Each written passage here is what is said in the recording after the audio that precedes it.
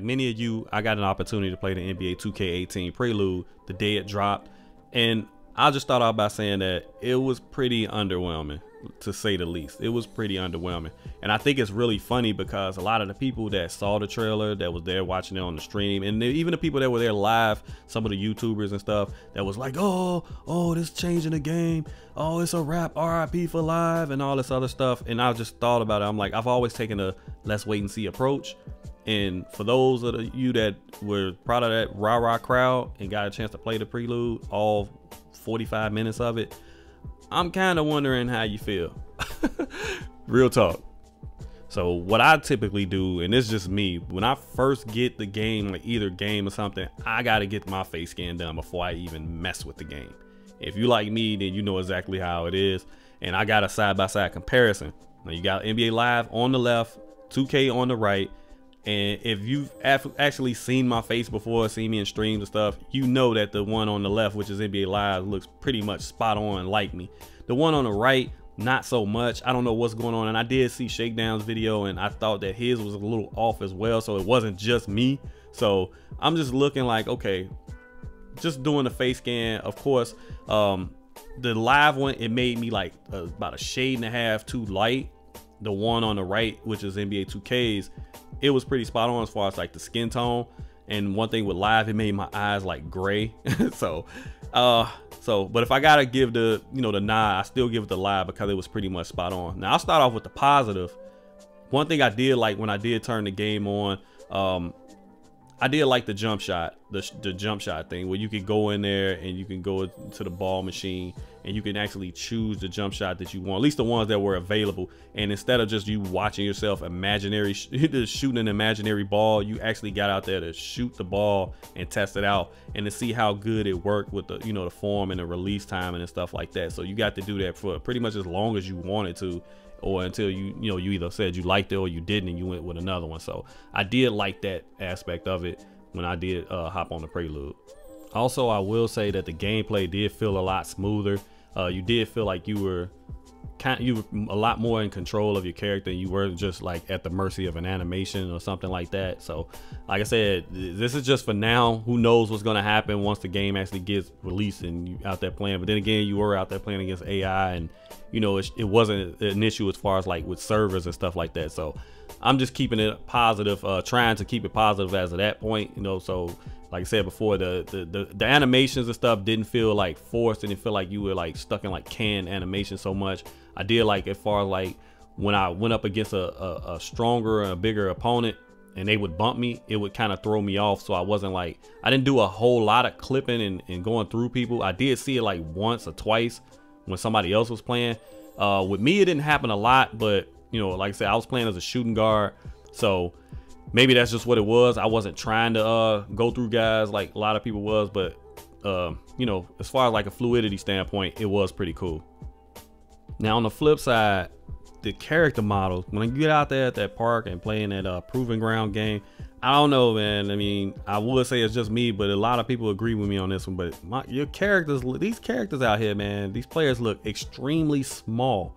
And I thought that was hilarious because even in the cutscene, my boy Nomad made a 7'3" center, and he was standing next to that ATM guy, and he looked like he was 5'9" standing next to that guy. So they definitely got to do something with that, man, because it just was like extremely unrealistic, especially in the cutscenes. If you play like as a power forward or a center, you know what I'm talking about.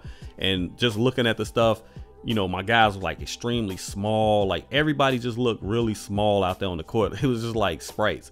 So when people criticize NBA Live, they did get the stuff right. Now, don't get me wrong, the courts look okay out here on the proving ground stuff, but playing NBA Live, it felt like I was actually playing with somebody. If my guy is 6'5", like 185, and my guy on NBA Live was 6'5", 190.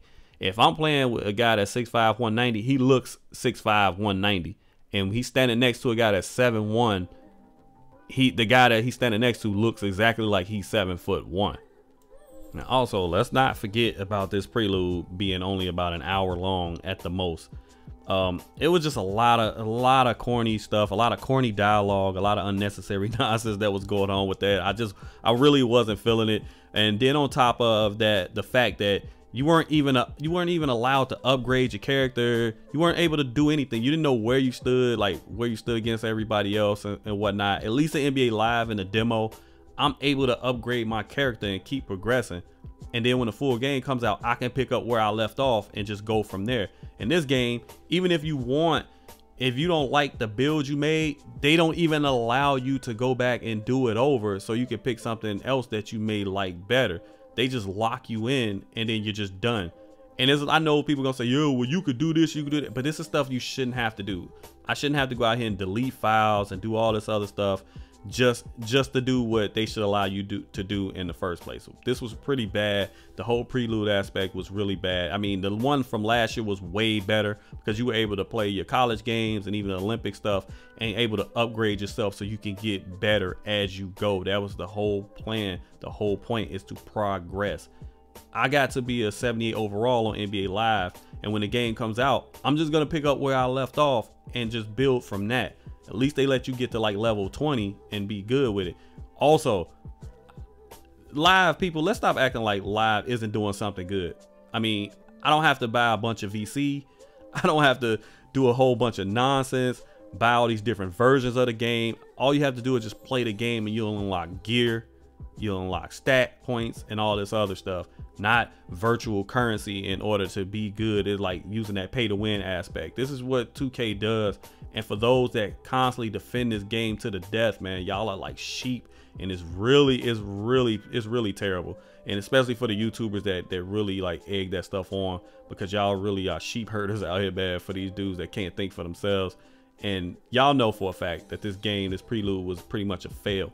Now, on the flip side, let's just hope that NBA Live didn't just give you too much, because they, you know, with all the challenges and stuff that they were unlocking and keeping you playing the game, let's just hope that it didn't peak with the demo, because that's exactly what happened on 2K. That's exactly what happened on NBA Live 16.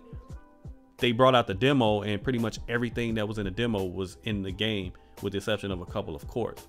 So like I said, the game looks good. NBA Live looks good. As far as like from a prelude to demo comparison, NBA Live has won this clearly. So, and that's not to say that NBA 2K won't come with some good stuff or whatever. Maybe they're just, you know, they're just holding stuff off until the full game comes out. And I don't have that much a problem with that. But this prelude, the way they hyped all this stuff up and they brought that stuff out, it was a dud, yo. It was just pretty much a dud. And that's pretty much all I got to say about that, man. Y'all can sound off in the comments if you easily offended. I don't really care. If you agree with what I'm saying, sound off in the comments. That's all well and good, but real people know what I'm talking about. And like I said before, I want both games to be great, but at this point, it's just looking like 2K is kind of like taking shortcuts from a you know, just from a bringing shit out standpoint. So they didn't really bring much to the table with this prelude, and it was just a lot of sizzle and no steak. No substance at all with this prelude. And they did downgrade the graphics every game since 2K14 as well. So I don't mind that part, long as the servers work. And that's always a big if, and that shouldn't still be a concern in 2K18 when we've been having them same concerns since 2K13. So we'll see how it goes, man. But you asking my opinion on it, NBA Live so far is the better product as far as like what they brought out to the table, the initial product, what they brought out to the table first. I'm not saying it's gonna be a better game, not saying it's gonna be better mechanically and anything else to that degree, but as far as like with all the hype that 2K brought, they didn't really live up to all that hype with this prelude. I'm out, y'all. Peace. Oh yeah, and only giving us 5 hairstyles to choose from at the beginning of the game, that was extremely corny as well. And then make us pay for, you know, regular hairstyles that regular people wear. Corny.